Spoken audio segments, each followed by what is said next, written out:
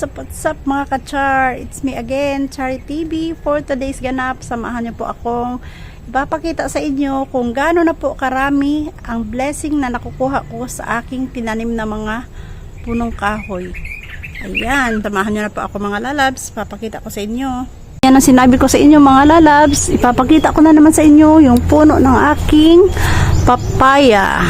Bago po natin i-flex sa inyo ang bunga nitong ating papaya, ayan, i-flex ko muna sa inyo yung bunga nitong ating isang punong kahoy na ito na naman siya, marami naman pong blessing na binigay po sa atin.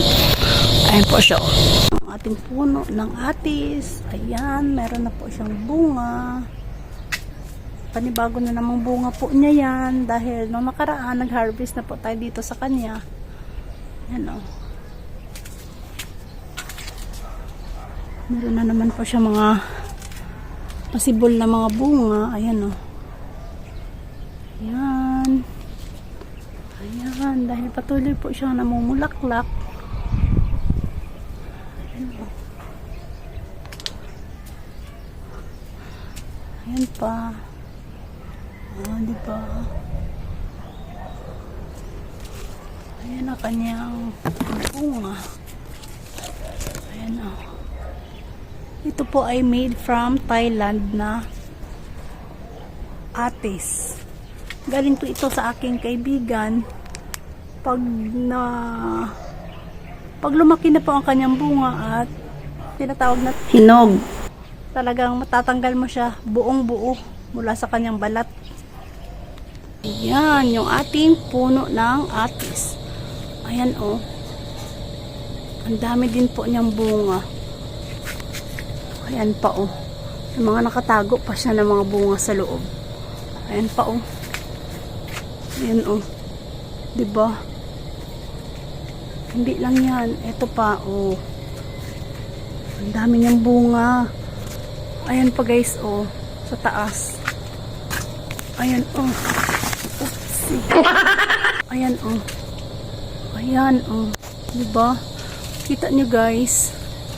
Ayan o, ilalapit pa natin o. Ang dami po ng bunga ng aking punong kahoy. Ito na naman yung ating puno ng atis. Ang dami na naman po niyang biyayang binigay sa atin.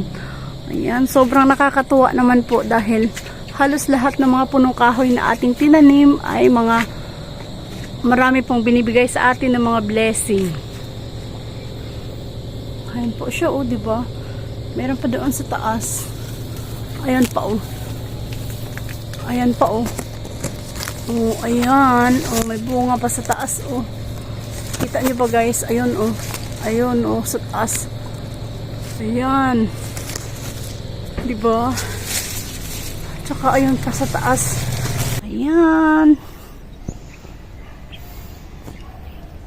Ayan yung ating mga pananim. Ito din yung ating puno ng avocado. Ayan, ganyan na rin po siya kalaki. Ilang taon lang, mamumunga na rin po ito. Ayan na po siya oh. Naman ang puno ng ating tinanim na mangga. Ayan, medyo lumaki na po ang kanyang puno. Hindi natin mamamalayan after a year. Ayan, mamumunga na rin po ito. Ayan po siya oh.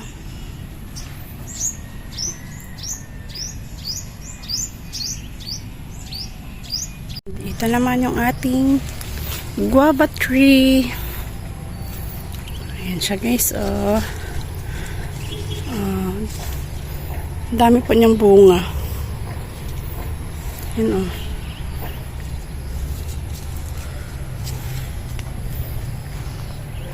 Ayan, mababa lang po siya. Mababa lang po ang kanyang puno. Ayan makikita nyo, marami po ang kanyang mga bunga. Ayan pa guys, oh. Ang dami pa po niya mga bunga. Ayan, oh. Ito pa. Ganyan lang po siya liit po. Ganyan lang po kaliit ang kanyang puno, pero namumunga na po siya. Ayan, oh. Ayan po siya guys, oh. Ganyan lang po kababa ang kanyang puno. Pero ayan, namumunga na rin po siya. Kaya thankful din ako kay Lord dahil sobra-sobra po yung blessings na kanyang binibigay sa akin. Ayan. Yan guys, meron na nga po siyang hinog na bunga. Yan ito naman ang aking puno ng aratilis. Ayan siya Ang dami po ng mga bunga. Ayan siya guys diba? Kita nyo ang dami niya mga luto na mga bunga. Ayan diba? Ang dami. Ganyan na po kalaki ang kanyang puno. Ayan Ayan yung isa. Andun naman yung isa.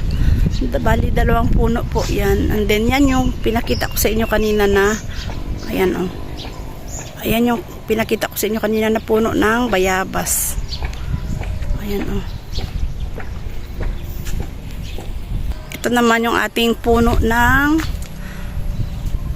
dragon fruit. Ayan, yung isa nilipat ko na dito sa puno nitong ating aratilis dahil ayan, para mas kita pa natin ito kapag ito yung mamunga.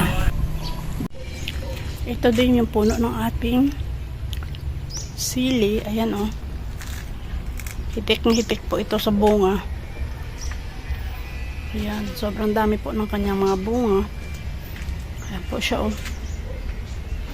Ganyan na po kababa ang kanyang puno, pero sobrang dami po ng kanyang binigay sa atin na mga blessings. Ito naman yung puno ng ating niyog. Ayan na po siya Ganyan na po karami ang kanyang mga bunga. Ayan. Isusum ko na lang po dahil sobrang init po ng panahon. Ayan para makita lang po ninyo ang bunga nitong ating niyog. Ayan po siya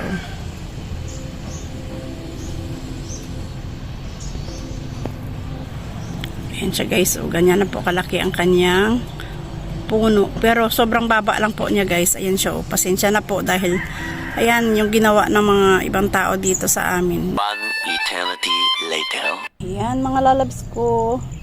Dahan-dahan kong ipapakita sa inyo kung gaano po karami ang bunga nitong aking tanim na papaya. Ready na po ba kayo? Pakita na po natin sa inyo. Ayan po siya. Ayan, may konting pasilip lang muna. Pero ayan. Ayan na po siya. Oh my God! Wow! Ganyan na po karami ang bunga nitong ating tanim na papaya. Ayan talagang abot kamay lang po natin siya. Papakita ko po sa inyo ha. Ayan po siya mga lalabs At talagang abot kamay lamang po natin siya. Andito ako ngayon. Ayan, talagang abot kamay lamang po natin ang bunga nitong ating puno ng papaya. Ayan, ganyan po talaga karami ang blessing na ating mga nare-receive sa ating mga pananim. Ayan po siya ganyan po kalalaki ang kanyang mga bunga. Ayan. Diba? Mga lalabs ko dahil karamihan po dito may mga nag-iikot-ikot at ayan nga nangunguha po sila ng bunga nang hindi nagpapaalam sa atin. Hindi naman po tayo nagsasabi na hindi po tayo mamimigay. Kaya naman natin bigyan lahat ng mga nangangailangan, pero kailangan respetuhin din po nila kung sino po sana yung nagtanim.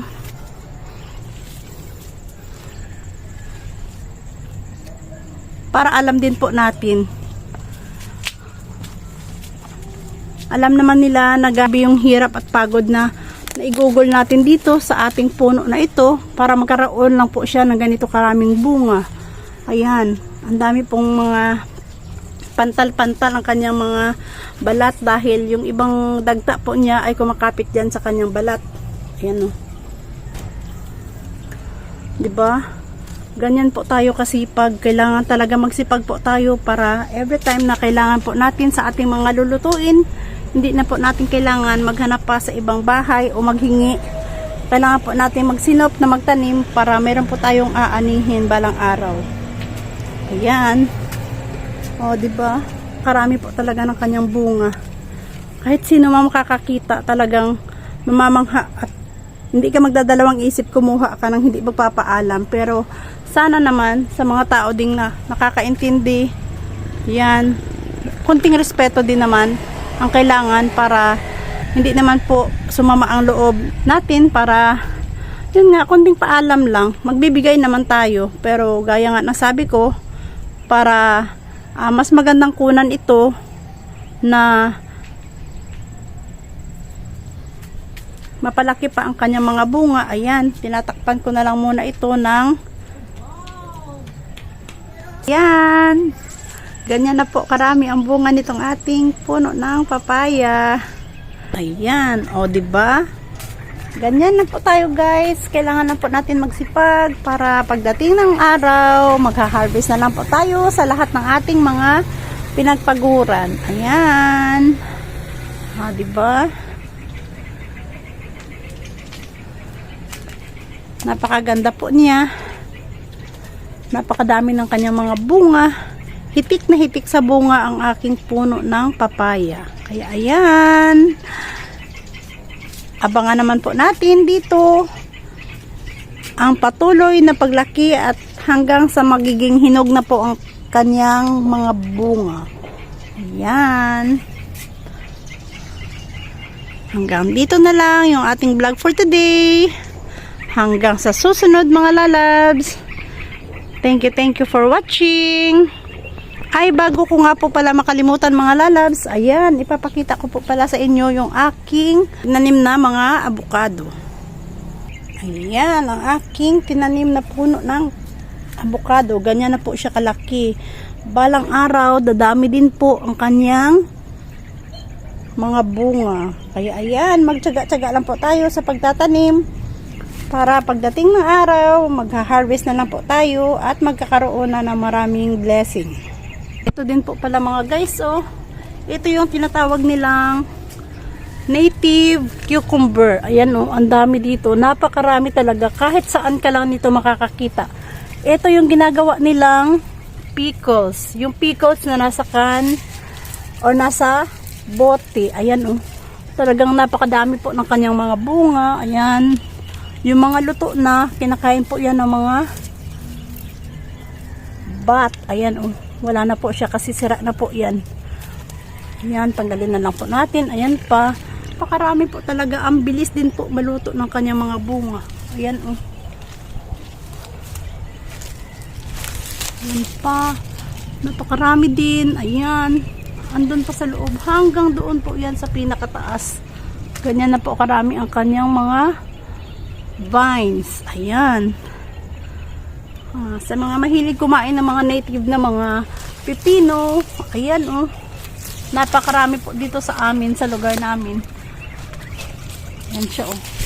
Talagang kahit saan mo lang siya makikita. Ayan, oh. Napakarami po kasi at saka napakabilis po nitong dumami. Napakarami din po nito pag namunga. Kaya ayan, ayan na po muna yung ating ganap for today. Sa mga hindi pa po nakapag-subscribe, subscribe na po kayo sa aking channel and hit the notification bell para updated po kayo sa mga bago pa nating mga upload na mga videos. Like and share po tayo mga lalabs. Hanggang sa muli. Thank you for watching. Bye bye. Our hearts beat to the city streets. We began to feel the fire. We rise like tall buildings as the chemicals that take us higher. The night's young, it has just begun as she puts her hand in